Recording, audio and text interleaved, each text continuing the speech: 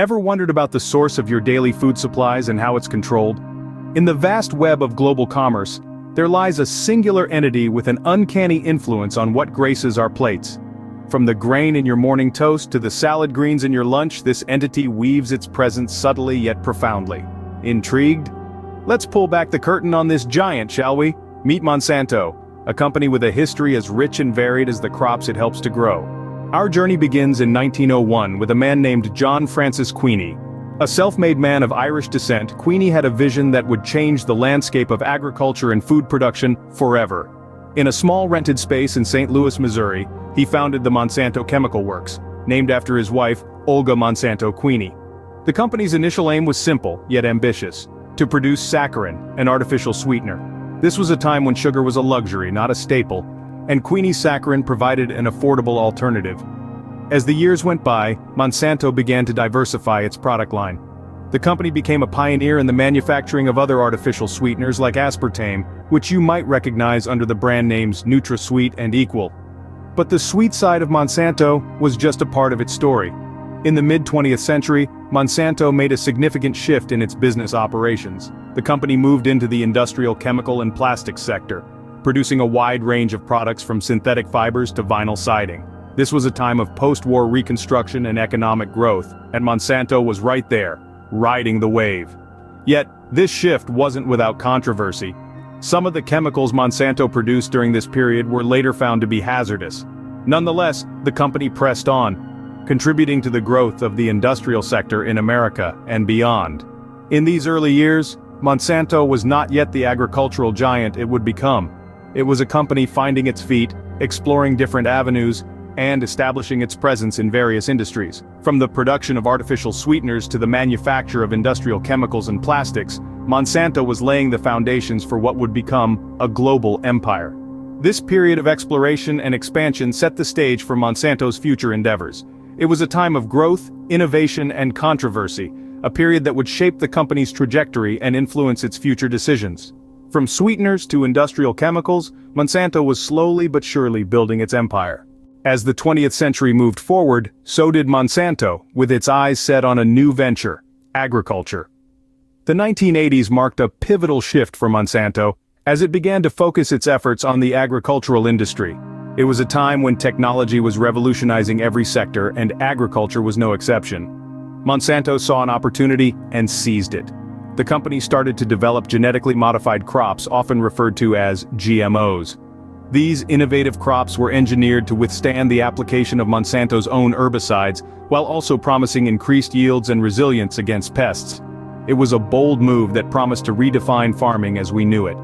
With a clear vision, Monsanto began to acquire seed companies, effectively securing its position in the agricultural industry. This strategy allowed Monsanto to control the very foundation of food production: the seeds. The company's reach was vast, and its influence was becoming increasingly apparent. But with great power came great controversy. As Monsanto's genetically modified crops became widespread, criticisms began to surface. Detractors argued that the long-term effects of GMOs were not yet fully understood, and raised concerns about Monsanto's dominance over the world's seed supply. Allegations of unethical business practices also began to circulate. Some claimed that Monsanto was using its power to monopolize the industry and stifle competition. Others argued that the company's proprietary seeds were leading to a loss of biodiversity, with potentially devastating consequences for our ecosystem.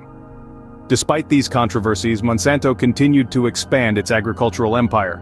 The company's genetically modified crops were planted on millions of acres around the globe, fundamentally changing the way we grow our food.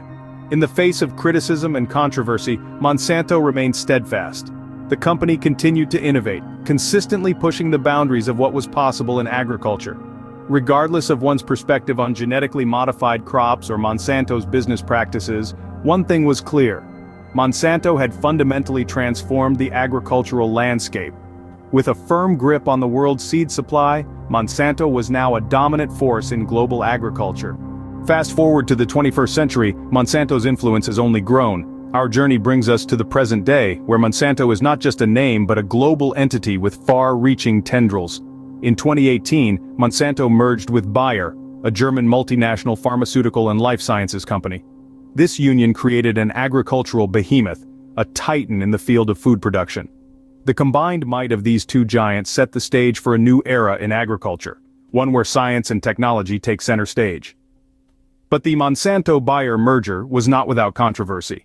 Critics raised concerns about the concentration of power and the potential for monopolistic practices. They worried about the impact on farmers, consumers, and the environment. And let's not forget the ongoing debates about genetically modified organisms, or GMOs, a field where Monsanto is a leading player.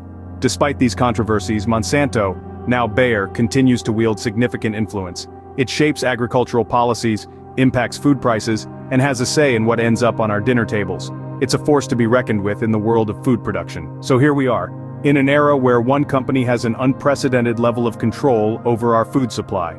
It's a thought-provoking reality, to say the least. Monsanto, now part of Bayer, continues to shape our food supply in ways we may not even realize. So, what does all this mean for us, the consumers? Let's take a moment to ponder.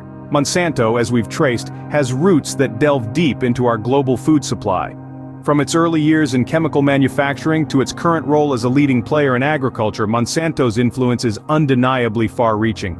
This narrative of Monsanto's journey isn't just about one company though, it's a story of how corporations can shape our food system, for better or for worse. It's about the implications of genetically modified crops, the potential risks, and the challenges we face in ensuring food safety and sustainability. But let's not forget that we, the consumers, play a part in this story too. Our choices, our voices, they matter. They can influence the direction of our food system.